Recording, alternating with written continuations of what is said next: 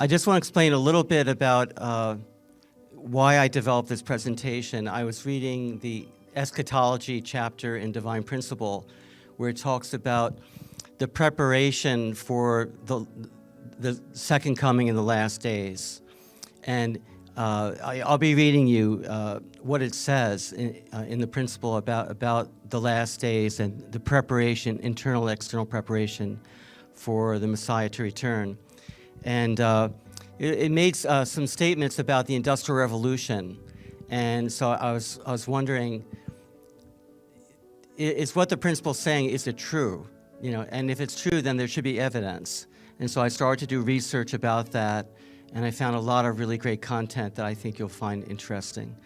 I do want to say that I'm not an economist, I'm not a climate scientist, but I have read a number of really bright people talking about those issues, and I'll be sharing some of the things that they talk about. And I'll also be talking about the claims of the woke culture and about climate change, racism, sexism, and those issues, and we'll be trying to get a sense of what they're saying and is it credible or not. And this presentation is organized in 6 chapters. So we're going to record the entire material tonight, and then we'll be dividing it up into 6 chapters and posting those online. And also, I do want to say that some of you are going to be very upset with me because I'll be raising certain issues, and I won't be going into that much detail about some of the issues. So believe me, I know that there's a lot more to say on some of the things that I'll be referring to, but my purpose is to kind of give a big picture of the world that we are living in at this time, and what we need to kind of understand about, essentially, I would say, God's providence versus a satanic providence. That's really what I want to talk about. And I'll try to answer any questions that you have at the end of the presentation. So thank you for coming tonight. I really appreciate it. So let's get started. The Lord's Prayer that Jesus taught. So Jesus said, "Our Father in heaven, hallowed be your name. Your kingdom come, your will be done on earth as it is in heaven. Give us this day our daily bread. Forgive us our debts as we have forgiven our debtors. Lead us not into temptation, but deliver us from evil. For yours is the kingdom and the power and the glory forever. Amen." Now, so Jesus clearly stated that God's kingdom is coming, right? Okay, so that is something that we need to think about. What would that kingdom look like? Well, the Divine Principle actually has something to say about that, so let's move forward here. So if we go to page 79 of the Divine Principle, it says, "Regardless of the purity of the people of this society, if they were living in primitive circumstances like cavemen, this could not be considered the kingdom of heaven, which both God and human beings desire. God gave us the mandate to have dominion over all things. Hence, to realize the ideal of creation, people of perfected character should advance science, harness the natural world, and create an extremely pleasant social and living environment. This will be the kingdom of heaven on earth." So the principle is saying that the development of science is actually part of God's providence. Now, most leading religions denounce prophets. The material conditions needed for capitalism existed in many civilizations in various eras, including China, Islam, India, Byzantium, and probably Rome and Greece as well. But none of these societies broke through and developed capitalism, as none evolved ethical visions compatible with this dynamic economic system. Instead, leading religions outside the West called for asceticism, and they denounced prophets, while wealth was exacted from peasants and merchants by rapacious elites dedicated to display and consumption. Now, Christian theology provide the intellectual basis for experiments with political freedom. And Jesus asserted he basically broke down all the barriers of social classes. So, and he related to, prostitutes. He related to lepers. He related to people who are kind of outcasts. So his understanding of manhood and basically citizenship in the kingdom was that those barriers don't mean anything. And that had a huge impact on the world that we're living in today. Now, Thomas Aquinas argued that private property is good, actually, which was not the way people thought for many thousands of years. So, and there were three reasons that he gave. Firstly, because everyone takes more care of things for which he is privately responsible than of things held in common. The responsibility for which is left to the next man. So things that you own, you take care of, right? And number two, because human affairs are more efficiently organized when each person has his own distinct responsibility. And number three, because there's greater chance of keeping the peace when everyone's content with his own matters. So Thomas Aquinas actually argued for the right of each person to own things and to develop and invest in those things. Now, I'm going to read directly from Rodney Stark's book. And by the way, I believe that Professor Stark spoke at several of the World Religion Conferences or the International Conference on Unity of Sciences that that True Father sponsored. Okay, let me read from his book. Today, the entire world would be about where non-European societies were in, say, 1800. A world with many astrologers and alchemists, but no scientists. A world of despots, lacking universities, banks, factories, eyeglasses, chimneys, and pianos. A world where most infants do not live to the age of 5, and many women die in childbirth. A world truly living in the dark ages. The modern world arose only in Christian societies, not in Islam, not in Asia, not in a secular society, there having been none. And all the modernization that has since occurred outside Christendom was imported from the West, often brought by colonizers and missionaries. And if you look at the biblical teaching from Genesis 28, basically it's talking about having dominion over all things, right? Having dominion, developing things. If you think about the Garden of Eden, what is a garden? A garden is not a jungle, okay? A garden is a jungle that's been cleaned up, right, basically, and developed. You think about it. Okay. So let's get into the last about 200 years. In 1820, 94% of the world's population lived in extreme poverty. In 1990, it was less than 35%. And in 2015, under 10% lived in extreme poverty. Since economic liberalization, meaning the free market reforms in 1991, the average income in India has tripled over the last quarter century. So India was basically had a socialist government, but in 1991 they decided to allow more economic freedom, and it completely changed their country, right? You know, if you remember back in the 1980s, you'd be talking about the starving children in India. Nowadays, I don't think we're talking like that so much. Right? We're talking about the competition from those computer programmers in India. It's completely different. And the Dalits, the poorest and lowest caste, have benefited the most. And so this was based on free markets, secure property rights. So the state is not allowed just to come and take what you own, and free labor, free uncoerced labor. Now, of course, there's a completely opposite view expressed by the Swedish climate activist Greta Thunberg. And she said at the 2019 Climate Action Summit, "We are at the beginning of a mass extinction, and all you can talk about is money and fairy tales of eternal economic growth. How dare you?"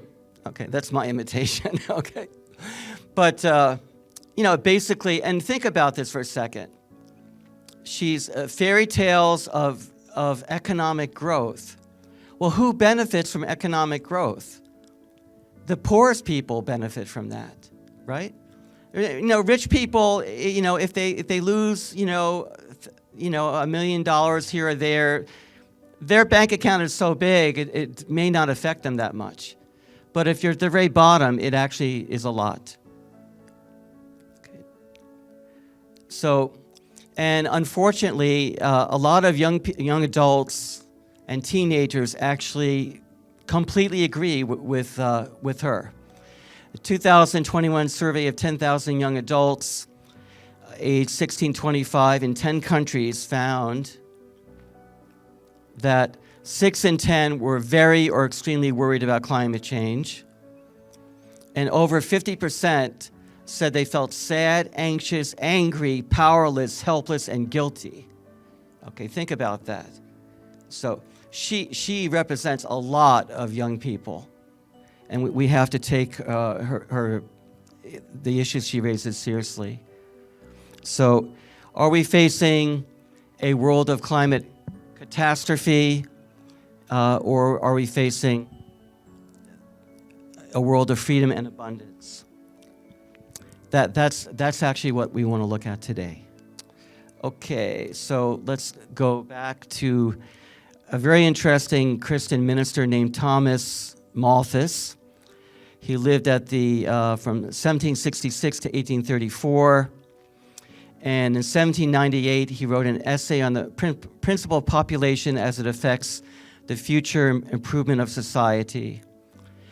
And he wrote, "Population, when unchecked, increases in a geometrical ratio, whereas subsistence, meaning things like food, increase only in an arithmetical ratio." So he believed that resources only developed in a linear fashion, but human population can be a geometric increase. And he predicted that this would lead to mass starvation, wars, and plagues. And he advocated unusual preventive checks, okay? So this is including the sort of intercourse which renders some of the women of large towns unprolific, a general corruption of morals with regard to sex, which has a similar effect, unnatural passions and improper arts, to prevent the consequences of irregular connections. Now, what does that mean? These are veiled references to prostitution, venereal disease, homosexuality, abortion, and birth control. This was a pretty innovative minister. I'll just put it that way, because maybe he should have read his Bible a little bit more, but the things he's advocating are pretty different, okay, if you know what I mean. Okay, next. All right, so now an advocate of the same type of idea was a Stanford University professor, Paul Ehrlich. He and his wife wrote a book in 1968 called The Population Bomb. And it predicted worldwide famine in the 1970s and 80s due to overpopulation, as well as other major societal upheavals, and advocated immediate action to limit population growth. And if we just want to go back and check again on Reverend Malthus, he should have checked the data, because between 1700 and 1798, the population of England increased by 49%. Over the same period, the nominal gross domestic product per person per year increased by 94%. People are getting a lot more wealthy in the century that he lived in. And flour became 44% more abundant. So things are getting better, but I guess he did not know that. Okay, so is it possible that increasing population makes us richer? Between 1980 and 2018, the world population increased by 71%. Yet workers have been able to buy 252% more goods and services with the same numbers of hours and minutes that they work. We have more population, yet more wealth. How is that possible? So let me give you an example. One modern 100-watt incandescent bulb burning for 3 hours each night would produce 1.5 million lumen hours of light per year. At the beginning of the 19th century, obtaining this amount of light would have required 17,000 candles. The average worker would have had to toil almost 1,000 hours to earn the dollars to buy those candles. In the modern era, with a compact fluorescent bulb, the 1.5 million lumen hours can be bought for about 10 minutes of work by the average worker, or 6,000 times less. In terms of your ability to light a room, you are 6,000 times richer than someone living in the year 1800. Do you feel rich now? Okay. Okay. So the leading threat to world prosperity, could it be green more than red? Meaning, is the greatest threat to world prosperity the environmental movement even more than communism? Let's take a look. Extreme environmentalists say that capitalism uses up the natural resources that materialists mistake for wealth. The material supposition is that wealth consists of things rather than thoughts, accumulated capital rather than accumulated knowledge. Materialists assume that people are mainly consumers rather than creators, mouths rather than minds. And the economist Thomas Sowell said this: the cavemen had the same natural resources at their disposal as we have today, and the difference between their standard of living and ours is a difference between the knowledge that they could bring to bear on those resources and the knowledge used today. And there was a famous bet between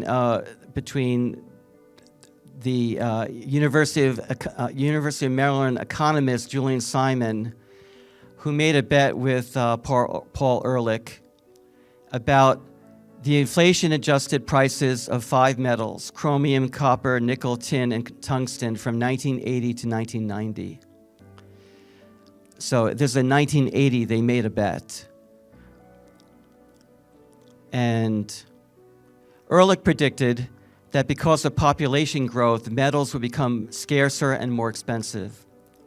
Simon argued that because of population growth, the metals would become cheaper. Ehrlich thought like a biologist. As the population of organisms grow in a finite environment, sooner or later it will encounter a resource limit. This phenomenon, described by ecologists as reaching the carrying capacity of the environment, applies to bacteria on a culture dish, to fruit flies in a jar of agar, and to buffalo on a prairie. It must also apply to man on this finite planet. Simon thought about incentives. He thought like an economist who understood the powers of incentives and the price mechanism to overcome resource shortages. Instead of the quantity of resources, he looked at the prices of resources and at the human creativity that higher prices awaken. Simon saw resource scarcity as a temporary challenge that can be resolved through greater efficiency, increased supply, development of substitutes, and so on. Relative scarcity leads to higher prices. Higher prices create incentives for innovations, and innovations lead to abundance. The price system functions as long as the economy is based on property rights, the rule of law, and freedom of exchange. So who won? Well, Simon won his bet with Ehrlich when the real price of the bundle of 5 metals fell by 36%. And here's the check that actually his wife, I guess his wife controlled their finances. Anne Ehrlich made out a check to Julian Simon for $576.07, which represented the cost of those metals. Okay, so that's the end of chapter 1.